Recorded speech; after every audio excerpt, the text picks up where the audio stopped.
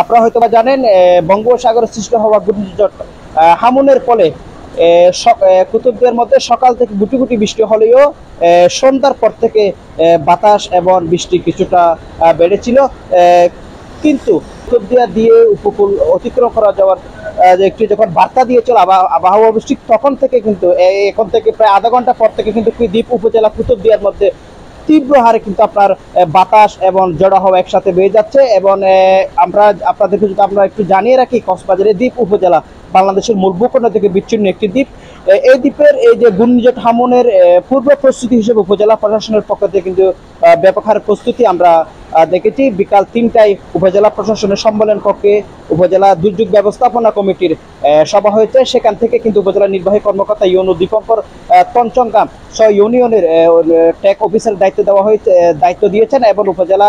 যারা ইউনিয়ন পরিষদের চেয়ারম্যান রয়েছে তাদের মাধ্যমে যে সমস্ত এলাকায় ঝুঁকিপূর্ণ এলাকায়, বিশেষ করে দ্বীপ উপজেলা কুতুবদিয়া যে বেড়িবাঁধের উপর এবং বেড়িবাঁধের বাইরে যে সমস্ত মানুষ বসবাস করছে তাদেরকে আশ্রয় কেন্দ্রে চলে যাওয়ার জন্য সন্ধ্যার পর থেকে কিন্তু দ্বীপ উপজেলা জুড়ে কিন্তু মাইকিং করা হচ্ছে। এবং উপজেলা প্রশাসন, ইউনিয়ন পরিষদ এবং রেড ক্রিসেন্টের স্বেচ্ছাসেবক এবং সিপিপি সদস্যরা কিন্তু সকাল থেকে কিন্তু তারা কিন্তু এখানে মাঠ পর্যায়ে সন্ধ্যার পর থেকে কিন্তু মাঠ পর্যায়ে কাজ করতে, সেটা কিন্তু আমরা লক্ষ্য করেছি। এখন এই আজকের এই রাতের দিকে আপনার রাত 8:30 থেকে কিন্তু এই কুতুবদিয়ার মধ্যে বাতাসের তীব্রতা কিন্তু বেড়েছে। আমরা দর্শক, এই ছিল কক্সবাজারের দ্বীপ উপজেলা কুতুবদিয়ার সর্বশেষ আবহাওয়ার বঙ্গোপসাগরে সৃষ্টি হওয়া ঘূর্ণিঝড় হামুনের